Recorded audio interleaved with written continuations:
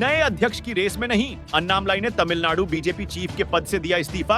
बयान से सियासी हलचल तेज। तमिलनाडु की राजनीति में एक बड़ा बदलाव देखने को मिला है। भारतीय जनता पार्टी बीजेपी के प्रदेश अध्यक्ष अन्नामलाई ने अपने पद से इस्तीफा देने की घोषणा कर दी है। इस घोषणा के साथ ही उन्होंने यह भी स्पष्ट कर दिया कि वह अगले अध्यक्ष पद की दौड़ में शामिल नहीं होंगे। अन्नामलाई ने कहा कि पार्टी के सभी नेता मिलकर सर्वसम्मति से नए अध्यक्ष का चयन करेंगे। इस घटनाक्रम ने राज्य में बीजेपी के भविष्य और 2026 के विधानसभा चुनावों की रणनीति को लेकर कई सवाल खड़े कर दिए हैं। शुक्रवार को अन्नामलाई ने अपने इस्तीफे की घोषणा की। वह एक पूर्व आईपीएस अधिकारी हैं और अपनी बेबाक शैली के लिए जाने जाते हैं। उन्होंने कहा, तमिलनाडु बीजेपी में अध्यक्ष पद के लिए कोई प्रतिस्पर्धा नहीं है। हम सभी मिलकर एक नेता का चयन करेंगे, लेकिन मैं इस रेस में नहीं हूं। मैं पार्टी को शुभकामनाएं देता हूं। उनके इस बयान ने राजनीतिक गलियारों में चर्चाओं को जन्म दे दिया है, खासकर तब जब बीजेपी और एआईएडीएमके के बीच गठबंधन की संभावनाएं तलाशी जा रही हैं। इस्तीफे के पीछे क्या है कारण? हालांकि अन्नामलाई ने अपने इस्तीफे का कोई स्पष्ट कारण नहीं बताया, लेकिन माना जा रहा है